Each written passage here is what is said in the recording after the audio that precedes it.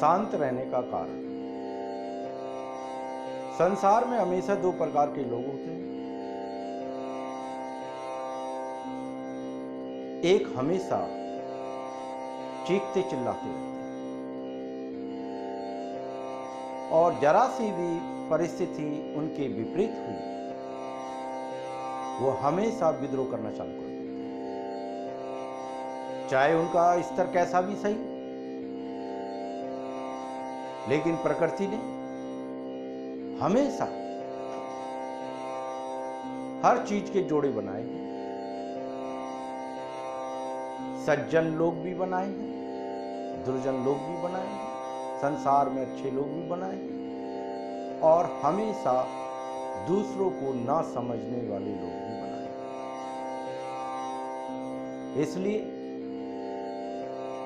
संसार में हर क्षेत्र में ज्यादातर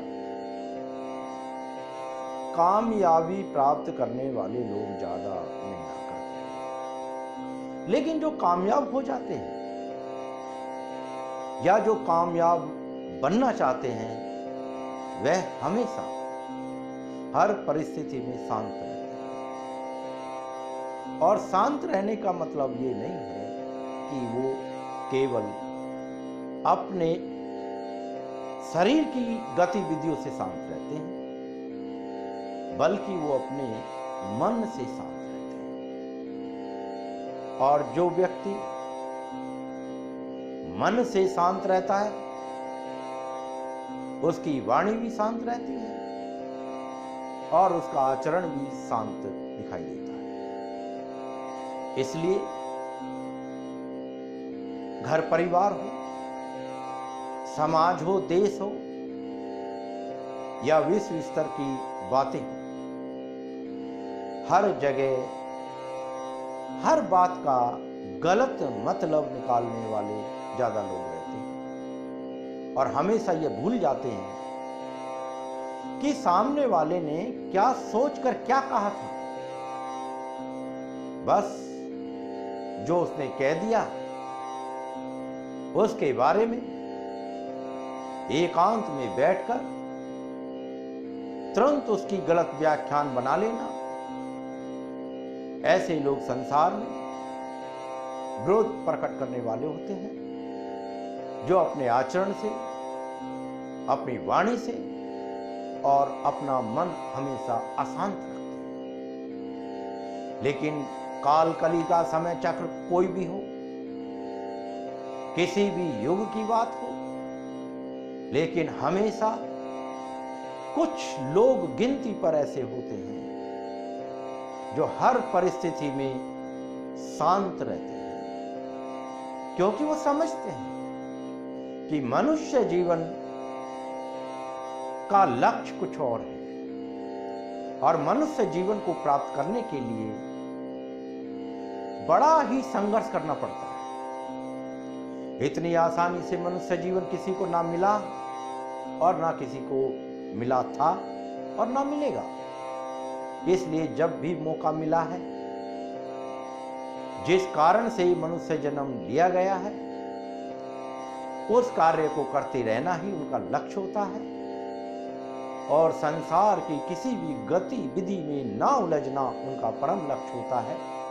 लेकिन अफसोस की बात है कि ये परीक्षा संसार में रहकर ही पूरी की जा सकती है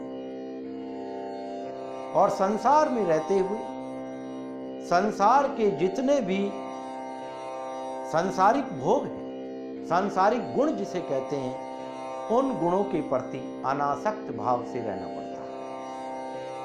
अब अगर मन मार के संसार के भोग से कोई दूर होता है तो उसके मन मारने की कुछ सीमा होती है। इसीलिए कहते हैं कि मन मारकर अगर कोई भी व्यक्ति कोई कार्य करता है तो मन के अंदर एक विद्रोह चालू रहता है, क्योंकि वो बगैर समझ के मन मार रहा है।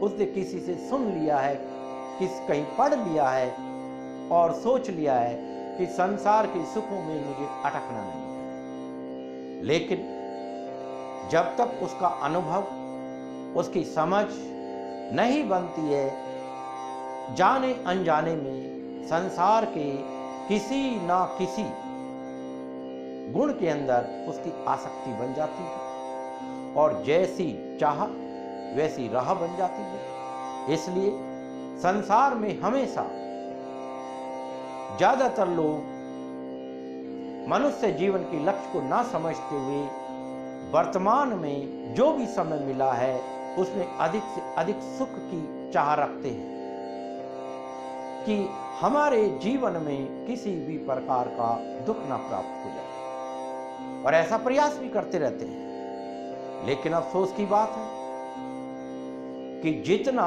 संसार के सुखों के पीछे लोग भागते हैं उतना ही सुख उनसे दूर होते जाता है। लेकिन संसार में देखने पर पता चलता है कि गलत रास्ते से सुख प्राप्त करने वाले लोग बहुत सुखी रहते हैं, लेकिन हमेशा का मन अशांत रहता है और संसार को भय का वातावरण देखकर वो अपने चेहरे पर शांति महसूस करते हैं कि अगर संसार उनकी सत्ता को स्वीकार कर ले, चाहे धन की सत्ता हो, बल की सत्ता हो, चाहे अपना वैभव की सत्ता हो, किसी भी तरीके से अगर सामने वाले उसके सामने ना चाहते हुए भी नतमस्तक हो जाते हैं तो उसके चेहरे पर मुस्कान आ जाती है। लेकिन अफसोस जब वो जानते हैं कि जो भी कार्य हमने किया है वो गलत किया है, उनके चेहरे पे एक झूठा आवरण रहता है कामयाबी का, लेकिन हमेशा उनका मन अशांत रहता है। और जैसे ही उनके कर्मों का फल आता है तो सारी सत्ता होने के बावजूद भी उनके जीवन से दुखों का नामो निशान कभी मिटता नहीं, और संसार कहता है कि जो जैसा करता है वो वैसा बनता है। तो संसार में अटकने वाले व्यक्ति हमेशा संसार में दुख ही प्राप्त करते हैं, क्योंकि दुखों के कारण ही सुख मिलता है, और सुख प्राप्त करने की लालसा लगभग सभी लोगों की होती है। लेकिन कुछ लोग होते हैं जो हमेशा संसार के सुखों का बहिष्कार करते हैं मन से समझकर, और जिस चीज को आदमी समझ जाता है उस पर वो दृढ़ता पूर्वक अड़िग हो जाता है, और जो समझकर काम करता है चाहे संसार उसके खिलाफ हो जाए लेकिन वह अपना दृढ़ता बनाए रखता है और हमेशा उसी विषय पर अपना आचरण बनाकर पेश करता है। इसलिए संसार में बहुत से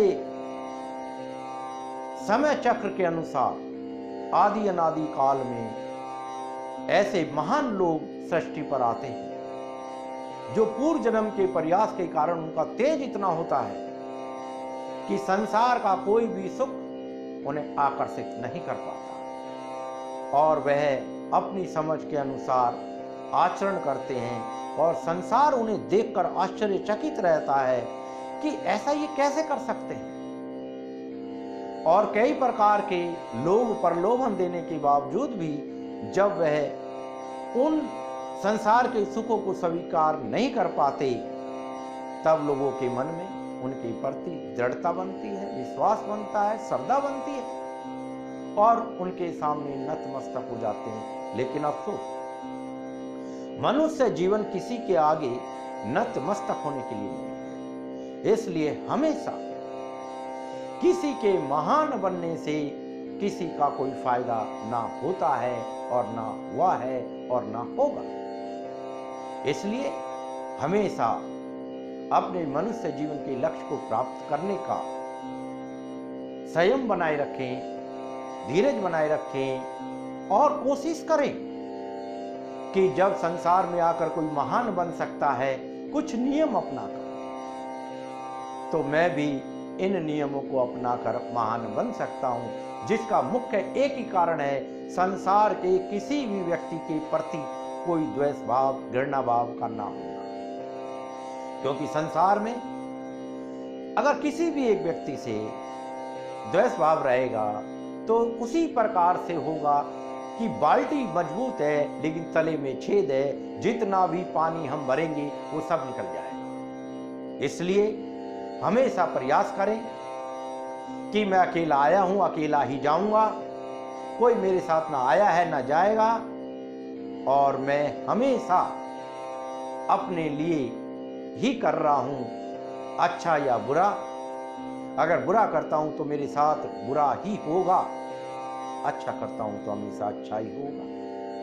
फिर अपना बुरा कौन चाहेगा?